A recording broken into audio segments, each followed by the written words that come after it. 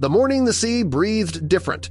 At first, it was the smell. Miguel Rodriguez had known the ocean's moods all his life. The briny lift at dawn, the diesel trace from far-off ferries, the yellow tang of drying seaweed. But that morning, threading his small banka between chalk-white reefs in a remote chain of Philippine islands, the air carried a warm, sweet whisper he couldn't place.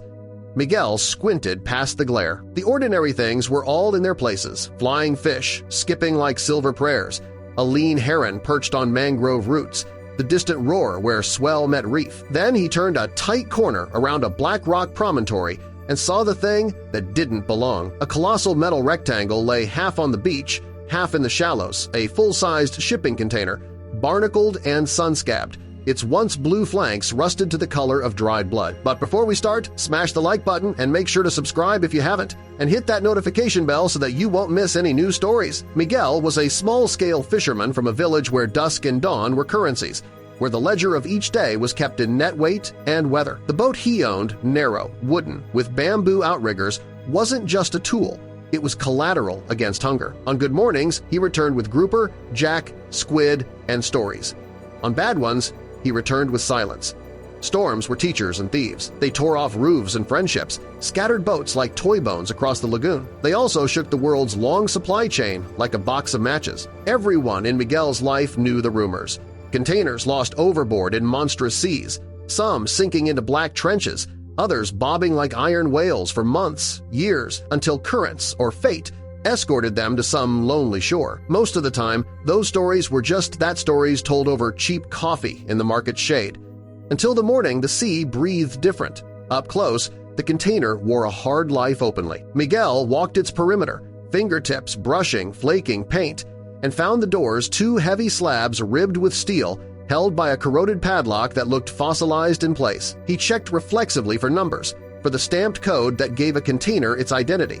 The tools he had were the tools of his life, a machete honed by 1,000 lines cut and a beach stone chosen by instinct more than reason. He worked under noon's hammer, sweat stinging his eyes, the steady clink-clink-clink of metal on metal keeping time. The lock fought like a bad memory. Then it didn't. With a small, dying shriek, the shackle snapped. He pried the doors. They swung open with a long, iron sigh.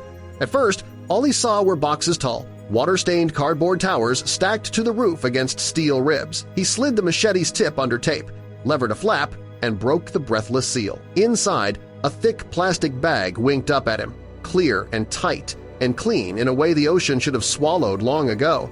Through the plastic, he saw pods, long, dark, oily, thousands upon thousands, glossy as fresh wood and fragrant in a way that reached out and touched his childhood. A bakery on market day, warm custards, a teacher's birthday cake brought in a dented tin. The sweetness that had ridden the breeze all morning rose now in a wave so pure it staggered him. Miguel didn't need a book to name it. Vanilla. Not extract, not flavoring. Beans. A treasure you could smell. The world calls vanilla ordinary only because it doesn't know her story. Vanilla is born of an orchid, a modest greenish yellow bloom with a diva's demands. Each flower opens for one day only. Miss that window and you miss a harvest. Outside a sliver of native habitats, bees won't do the job. Human hands must. Skilled fingers must lift a membranous veil and marry pollen to stigma in a gesture so precise that work is too crude a word for it. Then waiting. Months of swelling pods green as limes. Then the ritual sweating, drying, wrapping, resting where chlorophyll surrenders to chocolate, where grass becomes perfume, where wax and time conspire to anchor hundreds of aroma compounds in a single narrow pod. All of that care, the census of dawns, the arithmetic of patience is why real vanilla is second only to saffron in price. It is a spice with a biography, a luxury born in humidity, failure, and faith. Standing in the shade of an iron whale, Miguel understood only what a lifetime had taught him. Things born of honest labor are expensive. Fragile things cost more, and anything sweet that survives the ocean must be blessed. His hands began to shake not with fear, but with the weight of possibility. A single banka cannot swallow a shipping lane. Miguel loaded what he dared, 4 boxes to test the weight, 3 more when courage thinned the math, and a final awkward 5th as greed argued convincingly with balance. He lashed them down, kissed the container doors for luck, a habit his mother would have mocked, then copied, and pushed off. The sea did not blink. Reef finches flitted, sun painted the water a bureaucrat's blue, but a new enemy stalked him on the ride home. Imagination. He saw the plastic bags tear, the pods wash overboard like long-drowned eels. He saw a patrol boat's blue light and a stern face, asking crisp questions he could not elegantly answer. He saw worst of all his wife Anya's eyes if he returned with nothing but a story. He did not return with nothing. He returned with a smell that stopped the neighborhood. Anya came running, then slowed. As if the air itself had grown syrup thick, she pressed a hand to her mouth. The children stood as if the ocean had changed languages. Women from the nearest huts drifted in like moths to candlelight. "What is it?" someone whispered. "Vanilla," Anya said, as if naming a saint. Miguel was a law-abiding man because men who can't afford lawyers must be. He called the Coast Guard. He called the barangay captain. He called a cousin who knew a shipping agent who knew how to squint at rusty numbers. People in crisp uniforms took photos. People in sandals took more photos. A small procession of a planet's bureaucracy began to revolve. Here is how the world explained itself to Miguel. Containers fall. Typhoons take what they want. Shipping insurers keep ledgers more complicated than old fishermen's hands. They traced the serial number through international databases and found a match lost at sea during a Category 5-3 monsoons ago on a route that touched ports with names that turned Miguel's breath into fog. Tanjung Pelepas, Fremantle, Durban. Then came the bit no one expected. For reasons known only to offices far away, the owner had never filed a claim. No payout, no police report, no chain of emails in which someone apologized in dead language for $1 million shrug. On paper, the world's spine had shrugged and moved on. In maritime law, some words arrive like weather, abandonment, salvage. They sound simple and are not, but over weeks, while the container squatted patient as a sea turtle on the remote beach forms were stamped, notices were posted, and the clock that laws love best was allowed to run its quiet course. When it stopped, the local court wrote a few paragraphs that rerouted Miguel's life. The cargo is abandoned. The finder acted in good faith. Legal title transfers to Miguel Rodriguez.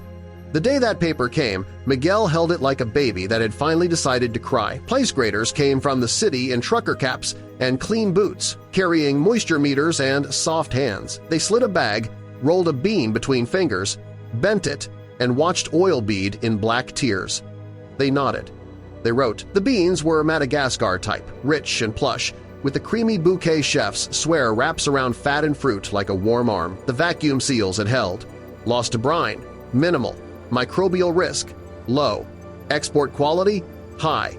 Then someone said a number in a voice that wasn't cruel but wasn't careful, and the room hiccuped. Miguel didn't grasp the jargon, but he understood scale. When the smoke cleared, the figure sat steady.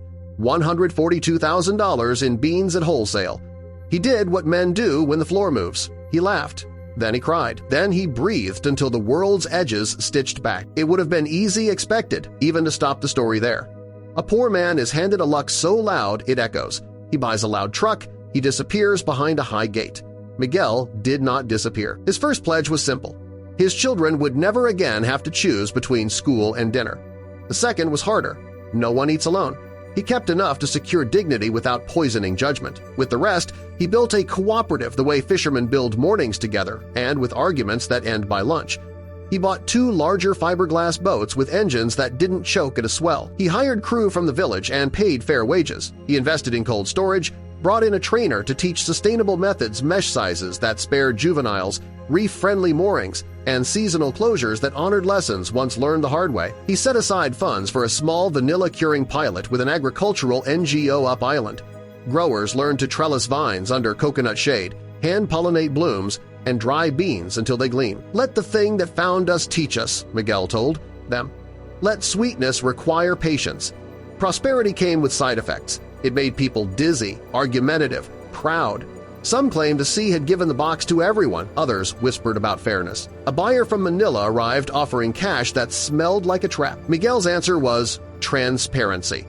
Numbers on a board outside the co-op office, prices, wages, profits, chalked every Friday by a woman whose eyebrows brooked no nonsense. He held open meetings until tempers cooled. He signed fair contracts with spice distributors who respected rural suppliers. He created a storm relief fund because the sea never checked receipts. Slowly, the village adjusted. Nets mended in shade where arguments once slept. Children wore shoes all week. The church smelled faintly of vanilla at Christmas because Anya had learned to infuse brown sugar for the Lechon glaze, and on calm nights, people told the story. The metal whale, the sweet air, the cracked lock, the first bean bent until it wept. Months later, a man with maps and a doctoral smile visited, tracing currents and typhoons. He confirmed what records showed. No claim filed, no owner found, the world too busy to care. Miguel thanked him. The laminated map he left behind delighted the children but did not change dinner. What did change were smaller miracles, the smell in the school kitchen, the clinic's working refrigerator, the way men paused before shouting because breath now had value. If the sea had chosen a different box, cheap towels, broken microwaves, the story would read differently. But it had chosen vanilla, and that choice proved luxury can be ethical when shared. A storm gathered to the east. The Coast Guard insisted the container be removed before it became a battering ram.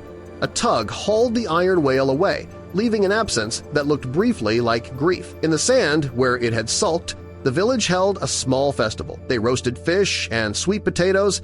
The elders told of a god who hid sugar in ugly places so humans would search together. Children slept on laps while guitars braided with waves. Miguel stood at the waterline a long time after the last drum fell quiet. He thought of the lock's shriek, the first breath of sweetness, the way his wife's eyes had steadied.